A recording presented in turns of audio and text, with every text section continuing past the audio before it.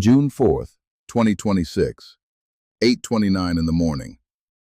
South Delhi is already moving.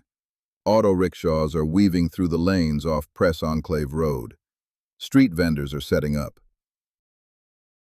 Inside a 6-story building on a narrow lane in Malviya Nagar, dozens of people are still asleep, or trying to be. Most of them are sick. Some are recovering from surgery. Some are mid-treatment, immunocompromised, exhausted, far from home. They had all come to this city because someone they trusted, a doctor, a hospital coordinator, a broker, had told them this building was the right place to stay. The building had one entrance, one exit, the same door for both. The windows on all 5 upper floors had been permanently sealed. The front door was operated by an electronic sensor lock. At 8:30 a.m., something in the basement ignited, and within the next 4 hours, 21 people who had crossed international borders to save their lives would be dead.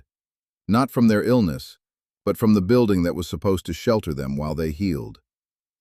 This is the story of what happened inside, minute by minute, floor by floor, and the ordinary people on the street below who became the only thing standing between the trapped and the fire. 300 meters. That is the distance between Flourish Stays and the entrance to Max Hospital, Saket. This was not an accident of geography. It was a design. The building had been converted from a residential structure. There was one staircase. It ran up the center of the building, narrow and enclosed. There was no secondary stairwell, no fire escape, no external ladder access. The basement had a single door, its only exit, locked from the outside. The roof had an exit. It was sealed. Most critically, every window across all 5 upper stories had been permanently sealed. And the front door was not a manual door. It was operated by an electronic sensor lock. The owner, Lovekesh Bajaj, did not live nearby. He did not inspect the property regularly, filled it through an informal network of hospital intermediaries and street-level brokers, and collected the revenue from a distance. The guests inside Flourish Stays had not chosen this building after comparison shopping. They had been delivered to it by a chain of instructions they had no reason to question. They were sick. They were in a foreign country. None of them knew the windows didn't open. 8:30 a.m. Investigators believe the fire originated either in the basement or in the ground floor kitchen area, where an illegal restaurant had been operating beneath the registered accommodation floors. The initial ignition is believed to have been electrical. Thick, toxic black smoke, the kind produced by burning synthetic materials, wiring insulation, and accumulated restaurant grease, does not rise gently. It surges. It fills enclosed vertical spaces with terrifying speed.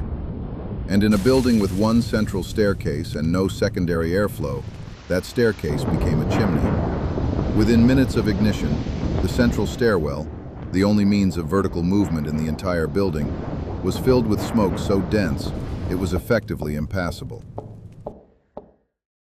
8:34 a.m. The sensor fails. Somewhere between ignition and the arrival of the first fire tenders, the power failed. The front door, the single entrance, the single exit, the only opening in or out of the building, ran on an electronic sensor lock. When the power died, the lock did not default to open. The basement had its own locked door, manual, bolted from the outside, trapping anyone who had descended in search of an exit.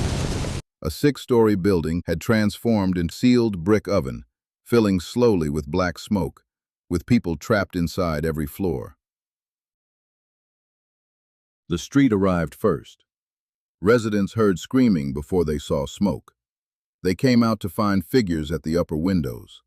Trapped by the sealed windows, desperate guests began smashing glass panes, screaming for help. Among the first to act was a local mattress vendor. He did not wait for instruction. He began pulling his entire commercial stock onto the concrete lane below. In an act of quick thinking, a local mattress vendor arranged them to cushion the fall of those trapped on the upper stories. The fire tenders arrived into a scene of controlled chaos. main lane still partially blocked, crews had to work from the perimeter, extending ladders toward upper windows, while residents and hospital staff below continued their improvised catch operation. The locked basement door was broken open by police, who had arrived ahead of the fire department. Inside, they found people who had descended in the darkness, looking for an exit, and found a locked room. Floor by floor, the rescue moved upward. Those who had smashed windows could be reached by ladder or helped to jump. Those deeper in their rooms, unconscious from smoke inhalation, too weak from their conditions to reach a window, or trapped on floors where the smoke was thickest, could not be reached in time. The final count? 21 dead, 37 injured. Of the 15 patients admitted to Max Hospital Saket in the immediate aftermath, 13 were international nationals. 6 were placed on ventilators. A 12-hour manhunt located Lovekesh Bajaj by that evening. He was arrested, presented before Saket court, and remanded to 4 days of police custody. He said nothing to the press. He did not answer a single question. 200 meters away, at the second Flourish property, Flourish Inn, same brand, same medical tourism model, same owner.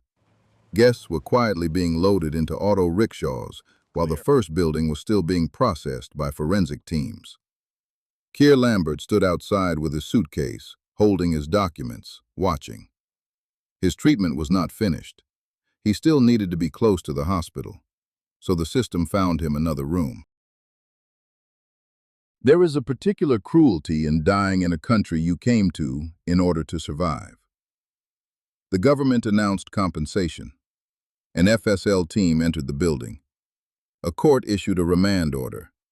But the building next door was quietly vacated on the same morning the fire was still being contained. And somewhere, tonight, in a narrow lane behind some other hospital in this city, in another converted residential building with a B&B license and sealed exit routes and foreign patients sleeping in small, unventilated rooms, the conditions are exactly the same as they were the morning before June 4th. The fire has been extinguished. The system is still running.